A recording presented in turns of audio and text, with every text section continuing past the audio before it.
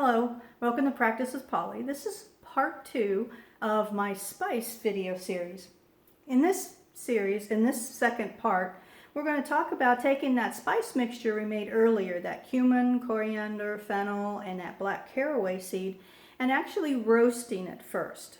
If I roast it first, what can happen is it cooks a little bit, releases some of its oils, becomes very fragrant, and in that way, I can use it as a sprinkle on, for instance, salads or already cooked grains. Anything that is already cooked and I just want to sprinkle it on, I could put it in smoothies. It's already cooked and ready to go. One caution with that though is you don't want to make big quantities, because once it is cooked, and it will spoil more quickly. So I do this in very, very small batches, and sometimes just individually with the serving that I am preparing at that time. So I have my mixture of 1 part cumin, 6 parts coriander, 6 parts fennel. And I put about a teaspoon in this little bowl. And in addition to that, I took a 1/4 teaspoon of my black caraway, kalonji seed or onion seed it's also called. And again, this was really nice springtime mixture. It's good with cabbages, any kind of kale, collard greens, a lot of springtime vegetables it pairs very well with. So I use this base mixture a lot. Take it and you put it into a cast iron pan. So here's my little cast iron pan, and I'm going to heat it up. And you have to be careful here because spices will tend to burn very quickly. So I use cast iron because it takes a while to heat up, but once it's hot, it stays pretty hot. So I take the seeds and I put them in, and you just swirl them around. And as you swirl them like that, what'll end up happening is as they start to heat up, you'll start to smell them. So as soon as you start to smell them, just every now and then you want to give it a little shake so it doesn't stick to the bottom. And that'll take, I usually use medium-low, really depends. I start a little bit at medium heat and then I back it on down as I notice that the pan is getting hotter. And I personally usually start out with a cold cast iron so I can judge it a little bit easier.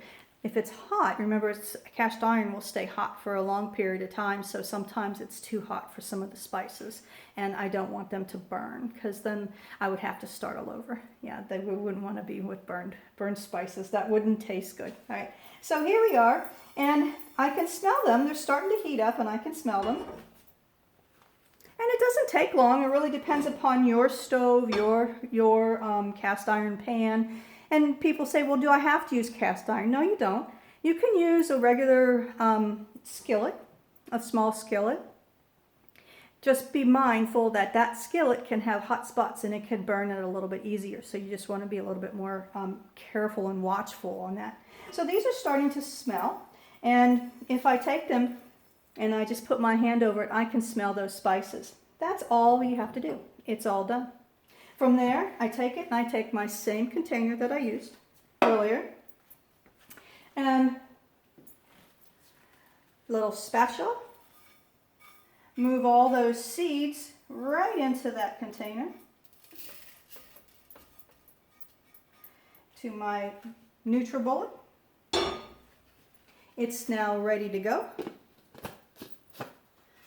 Close it up.